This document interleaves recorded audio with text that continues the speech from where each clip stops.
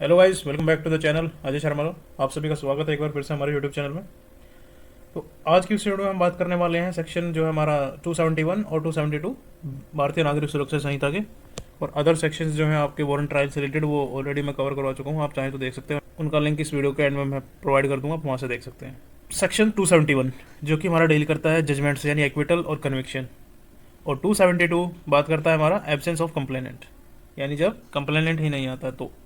और वीडियो को एंड तक जरूर देखिएगा ताकि आपको इन सेक्शन से रिलेटेड कोई भी डाउट ना रहे, और आपको इस वीडियो को देखने के बाद इस सेक्शन से रिलेटेड आपके सारे जो है डाउट क्लियर हो जाएंगे।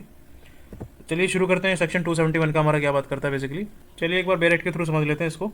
एक्चुअल में बेरेक्ट में क्या लिखा हुआ है, बेरेक्ट की लैंग्वेज से एक बार रीड करेंगे तो आपको ईजिली रिमेंबर रहेगा कि एक्चुअल में लोग क्या कहता है। ठीक है, if in any case under this chapter in which a charge has been framed the magistrate find the accused not guilty he shall record an order of acquittal.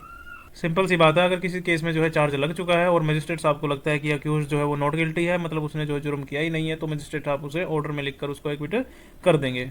Where in any case under this chapter the magistrate find the accused guilty but doesn't proceed in accordance with the provisions of section 364 or 401 he shall after hearing the accused on the questions of sentence pass sentence upon him according to law। ये कहता है कि अगर magistrate साहब को लगता है कि अक्यूज जो है गिल्टी है, लेकिन वो सेक्शन 364 या सेक्शन 401 के अकॉर्डिंग आगे नहीं बढ़ रहा है, तो मजिस्ट्रेट साहब को जो है अक्यूज से पूछना होगा कि उसके पनिशमेंट यानी सजा के बारे में क्या कहना है। इसे हियरिंग ऑन सेंटेंस कहते हैं। उसके बाद मजिस्ट्रेट साहब कानून के हिसाब से पनिशमेंट जो उसको दे देंगे।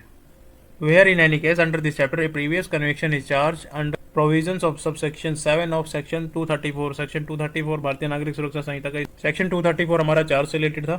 and the accused doesn't admit that he has been previously convicted as alleged in the charge, the magistrate may after he has convicted the said accused take evidence in respect of the alleged previous conviction and shall record a finding thereon।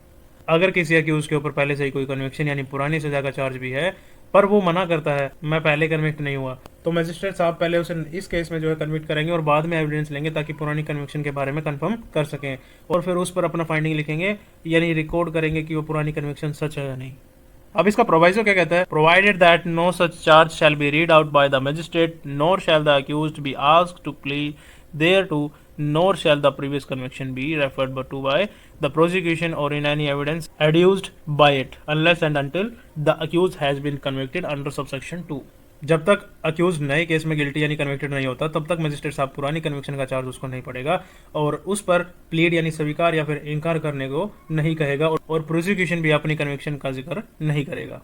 तो चलिए जी, यही था हमारा simple सा section 271। अब हम बात कर लेते हैं सेक्शन 272 के बारे में, जो बात करता है एब्सेंस ऑफ कंप्लेनेंट, यानी कंप्लेनेंट ही नहीं आया। When the proceedings have been instituted upon complaint and on any day fixed for the hearing of the case, the complainant is absent and the offence may be lawfully compounded or is not a cognizable offence।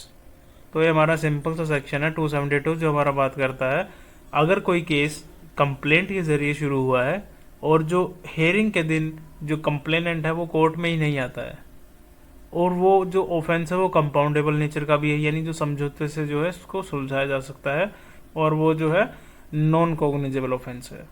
The magistrate may after giving 30 days time to the complainant to be present in his discretion notwithstanding anything hereinbefore contained at any time before the charge has been framed discharge accused.